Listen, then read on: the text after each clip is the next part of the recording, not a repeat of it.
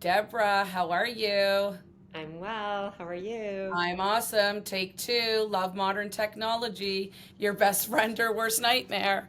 Anyways, I am so thrilled to have you on the show today. So thank you for joining us. Thank you. No worries. I am so intrigued by what you do. You are such a big part of the solution for women, for corporations, and for so many industries all wrapped into one. I cannot wait to hear your story. So, for those of you watching who don't know who Deborah is, Deborah, can you explain a little bit about the amazing work you're doing right now? Well, how do I sum it up in 10 words or less? I Not 10 words, take as long as you need to. okay. I would say I'm a corporate governance champion, I'm a community builder, and I'm an agent of change. And how do I apply that and how do I bring it to the work that I'm doing for my social purpose company that I founded, Women Get on Board? I founded it in 2015 with the mission to get more women on boards. That is straightforward with sort of this. I like to think of the power of three. Mm. One woman on a board is token, two women on a board is presence, and three women on a board is a voice.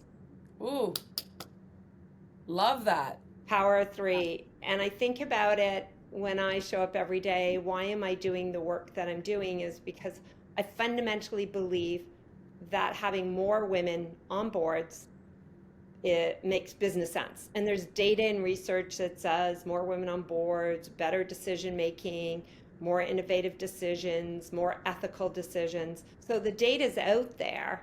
And Mm. if you take the latest research that just came out from Osler's from 2023 to talk about diversity on public companies, it is just under 30% for all TSX listed companies, publicly listed companies in Canada.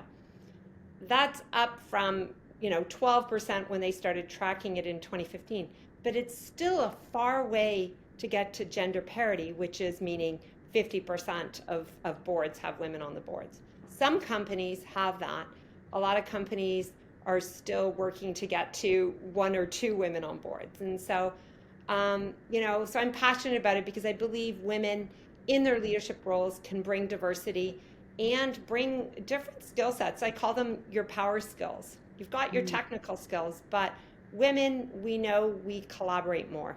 Women, we know that we have huge empathy and awareness. So our EQ level is up there. And those are really important skills to bring to a board. They sure are. I mean, you touched on so many different things. I was going to start jotting questions down, but I have so many questions for you. But the big thing that you just brought to the forefront, I mean, being for myself, being the first female in North America in our industry of owning a private investigation and security agency, I didn't even know that till years into the industry because I just did what I loved and loved what I did. But I feel that for my industry and all industries, regardless of gender, every human being brings something different. So to focus on gender, yes, there has to be some kind of equality for sure. But the really important thing that you brought up was, and something I'm extremely passionate about, is that we all, as women, we bring something different to the table. And I want to just bring a conversation up to you that I had just before you and I started this podcast. And a friend of mine, a work colleague, said, "Oh, I went to see the Barbie movie, and I was kind of, I'm kind of sick of people sort of trashing men." And I'm just listening to this. I said, "But was it really about that, or was it about lifting women?" So, and I said, this is what, and then we got into this whole big conversation. But that's what I found so interesting is I viewed the movie. I mean, I cried, yes, in the middle of the movie when it was all about, we have to be smart, but not too smart. That whole conversation that they were having, I found it just very, it touched me in various ways. But so they, men sort of view it as this way, or humans view it as this way. We view things as this way. Don't we both, like all genders, bring something to the table? And that's diversity of thought. It really is. And I think, you speak to something really pivotal for me as well. Is I grew up. I'm a CPA. I started articling when I was 19 years old. So Mhm. we won't do the math and tell you how many years ago that was. But A few. it was all male partners, and they would, I'd show up, and they'd say, "Well, when the boss comes," I'm like, I am the senior on the job. Can you get us a coffee? No. Can you get me a coffee? It was one of those things, but I never came in and said, "Oh, I'm a woman. I have to be treated differently." I just knew I was a professional and I wanted to be in business. So that was kind of where So I you was. just showed up and you did your rock star self. Yeah, Love. likewise to you. Like you didn't go in and go, "Hey, I'm a woman. I need to be treated differently," which I'm really glad you brought up the Barbie movie because I did a blog this summer on related. It was about innovation, and something came up, and I was being interviewed, and they said to me, "Well, what was, can you go back to a young age when you were young, and what made you innovative?" And I said, "Well, it was kind of," and it brought the Barbie movie in because it was a highlight for all of us in the summer. And I Mhm. feel the same way about how, like, to me, it was a statement, and it was this kind of matriarch versus patriarch. And really, when one rules over the other, you get chaos. But when you're united and you can come together, it really speaks to the world and the way the world should be, right? Because it kind of flipped in the movie. But what I would say to you is one of the things I said is, well, it's like Barbie. She was fearless in that movie. She just kind of said uncategorically, this is what girls do, this is how we do it. And oh, you're my boyfriend, but do boyfriends stay over? I don't know about that, right? It was kind of like she really kind of was fearless. And I said, yeah, when I was younger, I was fearless. I played with Barbies, and I said, my opa, my dad came from Holland, and I have my dad is an immigrant, first generation, and my mom's a first generation immigrant from Scotland. And so they came to Canada for a world of opportunity, and their kids, being first generation, myself, my Same. brother and sister, were very much in this world. Be whoever you want to be. If you want to play with Barbies, that's great. But I never got defined by you're going to do this and you're going to do that. And so my dad was a businessman, and all I ever wanted to be was a businessman just like him. And when I said You that make to me people, when I cry. say I that to love people, that. they go, "But you're not a man." I go, "I know, but my role, like all I ever wanted to do was to go into business." And so I never felt defined of being, you're a girl and you should only do this, or you're that and you can only do that. I felt like to me those doors were open. And that it goes kudos to your Opa. And my dad too was the same, was always in business. And it was for me, thank goodness, and parents who are out there listening that want to have your children live your dream. Remember, it's their dream to have. And so when I would go and, even I tell this story so many times, but when I was in high school, they would segregate the girls into home ec Oh yeah, and, oh and yeah. typing, and the boys got to go to auto. And I'm like, I want to twist a wrench. And I would go down to the office 3 weeks, and he'd be like, go back to home ec. You need to. And I'm like, but I already know how to cook and sew. Like, I'm not interested in that. To me, independence is knowing how to change your tire, how to, change your oil, how to do all. Finally, after 3 weeks, I just said, just tell me why I can't like go into auto. And he's like, because you're a girl and girls don't do that. And I was like, be still, my beating heart. It was the first kind of sign that I had, because my parents always said, same as you. They came here in 56 from Hungary, and they were like, you can do anything you want. Let nothing stop you. That was the messaging I think both of us always got, thank God, and kudos to our folks. And so I feel like with you and I, and we talked a little bit about this before, I think maybe because it's been sort of taught to us from a very young age to lift, to elevate, and now we see the world in this way that we want to lift everybody else up. Do you feel that now, and I don't want to know about your younger self, although you're very interesting, but do you feel that that's sort of where it maybe started? Was that your folks told you you could be whatever you want, Deborah, and then now you see all the inconsistencies and you're just trying to be part of the solution? What do you Thank think? you. I couldn't agree. And I think you go through life.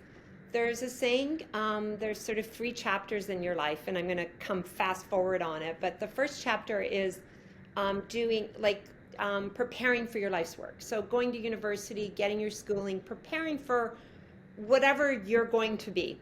Your second chapter is doing your life's work. So being a private investigator, being a CFO, being a board member, being a venture catalyst, whatever that might be. And then your third chapter is really about giving back to your life's work. And I feel like my third chapter is about giving back to the world that gave to me. And so that ability to lift and come from a place of abundance, because it is, I feel like it's my calling and it's my purpose in life to help elevate others. And it really is that third chapter for me. I that is so profound, and I wish we could bottle what you just said, because if people lived their life that way, I think the world would be very, very different if we had more Deborahs in the world. But also, like how you said that you're sort of honoring what you have sort of worked towards for the first, stages, and then you continue, because a lot of people, like you say, they're in that sort of rebuilding at any age, any stage, but they're living what they're really passionate about. When I think back of, people are asking me, why did you get into private investigation? Well, there was a need. There was, a bunch of former police officers and detectives. They wanted to open up an agency, so I lent a hand. I still was doing my own thing, but then I was helping other people. It was all about, and so starting to write my book, I realized, like you said, you kind of, hindsight is great because you have to start from the beginning. And you realize that that's sort of where your path has always been leading you. But it takes sort of, I feel like, self-reflection. It takes confidence to be able to look back. When did that come for you? You kind of talk about 2015. Was there anything pivotal that had happened in and around that era when you opened up your Yeah. business and became a founder? I think it started earlier for me, even. If I reflect back, I was CFO of a technology company I was there from the very beginning. So we took it from ground zero to a very successful exit in the late 90s. And from that moment forward, I had choices to make. And I really got that opportunity to say, not be defined by a role in any way. I became a venture capitalist, a venture catalyst, an independent director. I was always reinventing myself because I wasn't defined by a role. So for me, and then I started getting involved in community, giving back to community, and one thing kind of continued. It was always a journey. And so for me, I think that last 2 decades has been about giving back for me and really adding value and being in a place of making decisions of where I want to put my time or where I don't want to put my time. And so 2015 was pivotal in the sense of I was getting asked by a lot of my peers, how did I get on boards? I was talking about it, and I finally just decided I'm going to create a company. I'm going to call it Women Get On Board. And the mission is to connect, promote, and empower women to corporate boards. So it wasn't just 2015. I woke up and thought, oh, I want to give back. I Of think course. it was one of those things that was continuing, and I just kind of always kind of like you, people the door opens, and then I think as an entrepreneur, you're like, well, how can I make this better? If I go through this door, how can I make it better for others? So that was really and yes, people are doing it, and they're doing it in different ways, but when you're an entrepreneur, you just want to excuse the expression, you just want to get shit done. So Uh-huh. move out of the way You don't have and to let me excuse do your it. expression. Love it. And you say a few really interesting things, and I love the wisdom and the experience that you have, because you said a few things. Number one, about the journey. And I think I had mentioned in my last podcast, clearly I have a few tattoos, and that's going to be one of my next tattoos, is life's a journey, not a destination. It's not about, okay, well, I've arrived, this is it. It's a journey. It's about evolution. It's constantly, you talk about reinventing yourself. As an entrepreneur, that is one of the highest skills I feel that somebody, as a woman or a man, regardless of how anybody identifies and gender, that can have. So the fact that you're saying, I'm reinventing myself. But the other really interesting thing that you said was about, well, the doors are opening. I also believe I'm very spiritual, and I believe that the universe works in very different, mysterious ways, even how you and I connected through our wonderful Rosemary. But, you know, I bet you it even started well before, like you said, 2015, because when you said, I kept talking about it and people kept asking me, it's almost like people are tapping you on the shoulder going, Deborah, over here, you're not listening over here. And then you're like, okay, I'm doing this because this is what I'm really good at doing. And you just encompass this. To me, it's such a unique way that you're doing things because, like I said, you're not just hitting, let's say, the marketing industry, you're encompassing all industries, which is massive. Yeah, and I think you kind of you go and you go, there's a gap there. Like you said, I love that tapping on the shoulder, and it wasn't like the first tap, and it wasn't the second tap. In Or the fact, I 20th. had Sometimes, slides. I had slides. I was doing presentations for women at Women in Leadership Conference, and my slides were called "Women Get on Board" because I was already in my mind oh, getting on boards. I was like, I have a higher purpose. I want to bring more women on boards. But I will tell you, there were women, generation above me, that said to me when I founded Women Get on Board, I don't I don't know why you're doing that. Why don't you just focus on your own corporate board career? And I said, you know what? It's my calling. It might not have been your calling. It's my calling. I love that. And the fact, my book that I have coming out, it's called Rockstar Confidence. Having confidence, a lot of people will look at it that it's, maybe being full of yourself or knowing the exact thing. Confidence really, it just very simply is believing in yourself. And it sounds like you've always had that confidence in yourself. Of course, you sometimes get, like, as an entrepreneur, you might think, should I have zigged instead of zagged? Should I have done this? Should I have gone left instead of right? Fair enough. But to me, what you are portraying right now is the secret and your superpower, that you've always had the confidence in yourself, knowing whatever I do, regardless, I'm going to do it 150% and I'm going to be okay. Would you say confidence is something that has really helped you and led you to where you are today? Yeah, and I give you one story as a young child, and I really do Tell have to bring me, it back. So I have an please. older brother, 2 years older than me. He didn't want to go to kindergarten, and I told my mom I would go for him instead. So I think it wasn't, Oh, come it, on. seriously, yeah.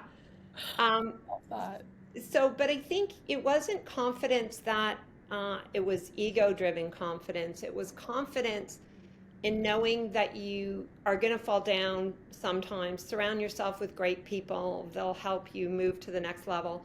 Confidence with humility to know that sometimes you'll be vulnerable, sometimes you'll fall down. Like you say, you're taking on a book, you've got this podcast, you're doing Mhm. like, but confidence to know that you will get there one way or the other, and determination will get you there. And an old school work ethic. I'm not saying that you just, blindly say I'm confident, right? But you said something, you're like, it's not an ego type of confidence.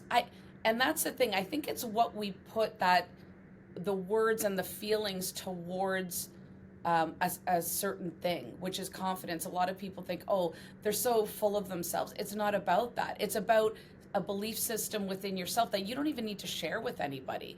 That's what I've seen in you since even we communicated. You've always had this confidence about you, which is just, absolutely love it. So I would just need to know, did you go to kindergarten for your brother?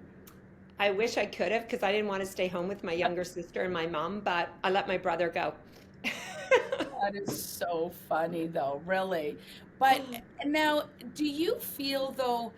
So, a lot of what I've been, sort of experiencing in the last several years, especially this last week, I think I attended, I don't know, 5 or 6, maybe even 7 events. But it is a lot about these incredible women, founders. It doesn't matter who they are, lifting other women. And that's essentially what you're doing and what I'm doing. And how beautiful is that? And the friendship and the networking that is being created. Why do you feel that is sort of the essence of success and a big part of women, and why we, I don't want to say need it, but crave it and thrive from it? Why would you think that to be true? Or do you Well, think that to be true? I think if you kind of know, you look at sort of historically, there's the boys network, right? And you've had to break into it, I've had to break into it. So I think as women, we really want to make sure that women have the network and have a seat at the table. Mhm.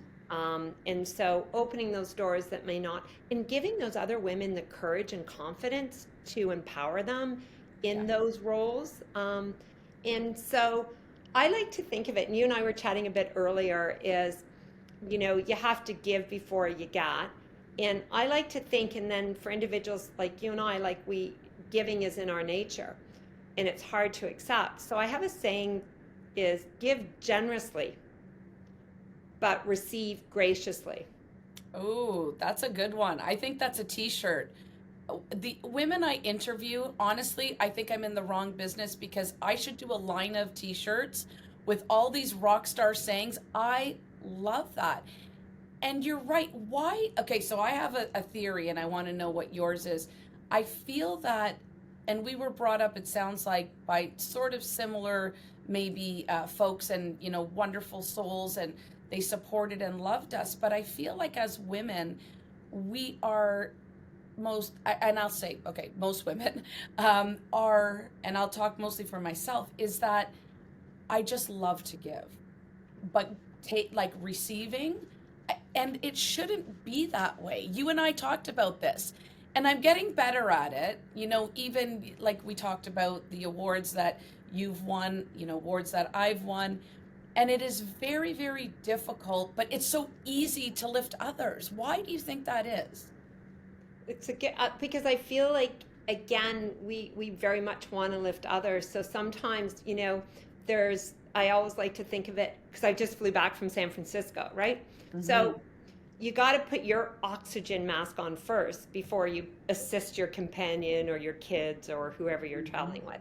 And I think as women, we have to learn more to put our own oxygen mask on, to take care of ourselves first before we can take care of others. And I think that you can get to a place of giving back and moving forward. You do have to give your oxygen first. So whether it's, your health comes first, your sleeping, your diet, what you do for your self-care. Because if you don't have that, it's really hard to give to others. So I do think you talk about the universe. I used to teach yoga, so I took yoga teacher Oh, training, very okay. Okay, so spiritual. we're in the same realm. So, Okay, got you. yeah, and so what I think is that you do, because otherwise you get to this sense of resentment. It's like, oh, I'm always giving and no one's returning. And I think if you're really whole with yourself and your purpose is bigger than yourself, then you don't think of it. But you do have to take care of yourself first before you Yes, give to others. 100%. Now, I don't know, maybe I look at it almost in two different categories because you talk about self-care. It's the magazine and publication we have coming out, as you know, since you're a contributor, is all about self-care and is all about, avoiding burnout. I love the mask analogy. I'll tell you a quick story. I remember somebody who I love and adore and respect dearly was always about putting the mask on first. And when she used that analogy, I remember traveling, I've got four boys, and I remember I was always annoyed by the stewardesses, and they would always talk about always put your mask on first. And I'd be like, seriously? Like, I'm not putting my mask on first. It is, the whole do or die. I am getting it all on my kids and da da da. And then she said, okay, well, now your kids all have masks and the plane is going down and you pass out. Now what? And I'm like, well, why would you say that? Right? And she was like, because that's what's going to happen. You really do have to put your mask on first. So I love that analogy. And, it's taken me, a few decades ago, I learned that. And it's been so life changing because you're right. You get resentful and you get sort of pissed off at the fact that you give, give, give, give, give. But if you feel okay here in your soul and in physically in your body because you've slept, it is such a game changer. And I wish I knew this 30 years ago, but I mean, we're all here now and we're sort of saying the same thing. But let me ask you this. Why? So that's I look at how I look at self-care. But why? So I know I complimented you many times prior to even getting on, and you're like, oh, and you're very humble. And I think we are both the same way. Why do we find it so hard, let's say, to receive the award or the nomination when we're kind of like, well, we're great doing it with others. Why is that, Deborah? I'm just curious and why you think it is. You might not have the answer because I still struggle with what I believe, but tell me what your thoughts are. Well, I am humbled by it. And sometimes when you get the award, you're like, me? Are you sure that's for me? And are you sure you got the right person? And just recently, I received this Ruth Onra Legacy Award through the Greater Niagara Chamber of Commerce. I saw And that. thank you. Congratulations. But there's a story behind it because I'm like, okay, that's great. And you'll do a speech. And I'm thinking it's like, hello, thank you. I'd like to thank my parents. I'd like to, and boom, you're off the stage. They're like, oh, and you'll give a 10-minute acceptance speech. And I'm like, You're like, okay. what? Um, so I was like, okay, I definitely want to move this to another level. But what I realized in the process of preparing my acceptance speech, which was about advancing women and leadership and equality in the workplace and et cetera, is I realized I wasn't accepting it for me. I was accepting it for the work that I was doing through Women Get on Board. And before I went up, someone said to me, oh, you must be nervous going up and doing your speech. And I said, no, I'm not nervous because I'm accepting it on behalf of the next Mm. generation. And I'm receiving this because I know I'm helping advance that next generation of women leaders. And so I was taking it out of me and putting it in a higher purpose. And so the only reason I share that was because it is humbling. But then I realized that I was nominated because of the work that I am doing to advance more women. And when I did my acceptance speech, it really resonated with me, was like, I'm doing this for a higher purpose and it wasn't about me. Okay, and fair. However, I'm going to keep coming back to you because this is how, you know, my podcast is different because people are not, in my opinion, people are not really buying into the logos and the businesses. They're buying into the founders. And that's why I want to get to know you a little bit more. Is that and you're right, that was a huge, to me, like exactly what you said, that it was about sort of the acknowledgement of your path and your passion was being acknowledged. But what about also all the hard work you've done and everything like that? Like you said, you accepted it on behalf of everybody. And I know I did the exact same thing. And it was pointed out to me, hey, you never like really made it personal. And I'm like, yeah, I Yeah. know. Because, but even though, but our businesses are personal to us, but it is about, to me, it's about the mission, right? Is that And how you that's feel too? Yeah, and so what I would say to you is, I wouldn't have been in a place to found Get on Board had I not been on boards for 15 years, and then a previous 20 years as an executive. So hard work begets recognition, right? And I didn't go in and say, hey, I'm going to do this. I want to get these awards. So I take it more that was recognition for the Mm. work you're doing. And I always say Women Get on Board is my social purpose company. Yes. I acknowledge it from that perspective. And I acknowledge all the awards I've received as an individual for the work that I do. So I didn't, I am fully humbled by it, but very proud of it. And I love that. And that's, I by no means want to put you on the spot because this is sort of something I'm trying to figure out. And I think you and I kind of touched on it as well prior to starting the podcast, is that without somebody like you, and you want, however you want to call yourself, the leader, whatever, people, the founder, but without your idea and without your guidance and without what you have done, none of that would be possible. And it's really your legacy, And right? this was a after another woman. It was the first recipient of a legacy award. So that kind of passing the torch for the work that you've done as an individual. So I sort of keep things basic. Like if I I see love somebody that. with the title that says they're a founder, I know they incubated it, right? And if you've been around enough founders, which I have, you know the blood, sweat, and tears and the sweat equity that goes into it. So rather than going, hey, as founder, these are all the things I needed to do to get there, it the work is in the output and the final, like what your impact is versus, hey, I'm going to tell you what it's like to be a founder. Yes, and that is massive. So, can I ask you, during your journey as a founder. Our tagline is the struggle is part of the story. And as a founder, if you don't know that, I don't know what you're doing. But anyways, that, like you said, I love the sweat equity analogy as well. So what would you say was one, because I know there isn't only one of your biggest struggles, and how did you sort of get through it, around it, over it, under it? Can you share something with us? Or still working through on it? Can I add that too? Continuous. Yes, it's a Continuous. never ending journey. I think there's an element of being so passionate about your work you do, and you say, I really say, I found it on the back of a napkin, right? I went out to my relationship, said, hey, here's what I'm doing. And then people are like, oh, I'll sign up for that. I'll do sponsorship. And you're like, oh my God, I actually now have to write agreements. Like there was this reality moment.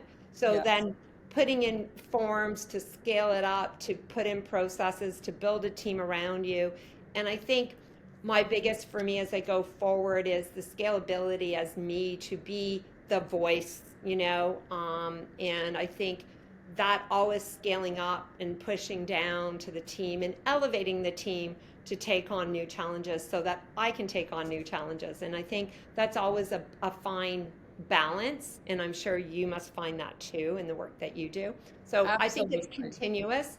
But just being in the place and then being in a place where you're like, yeah, we're good. We got 850 members across Canada.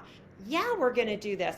We're going to take on a summit in Vancouver. We've done Toronto. No problem. We'll get it on. And meanwhile, it's like that graceful swan swimming gracefully on top and paddling like hell down below, right? Yes. Oh, again, another perfect analogy of being a founder. And so, what sort of advice would you give?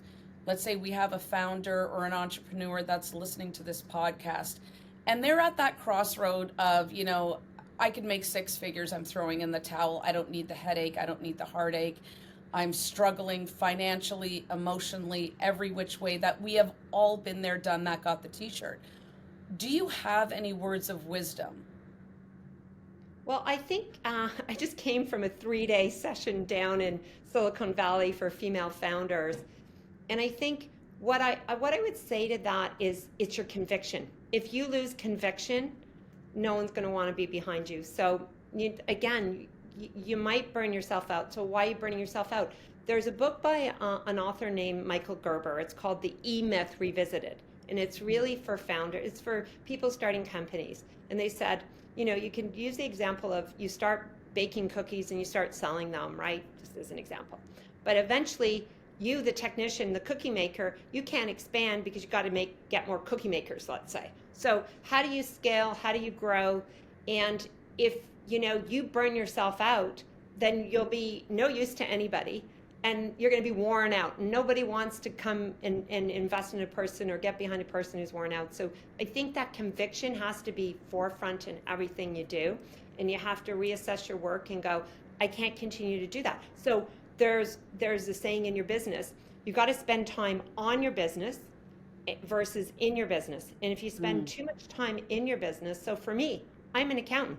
First started Women Get on Board. Do you think I do my bookkeeping and accounting? That's context. So anything I can outsource and I can then focus on the core of what I do that makes it unique. So for founders, they try to be everything to everyone.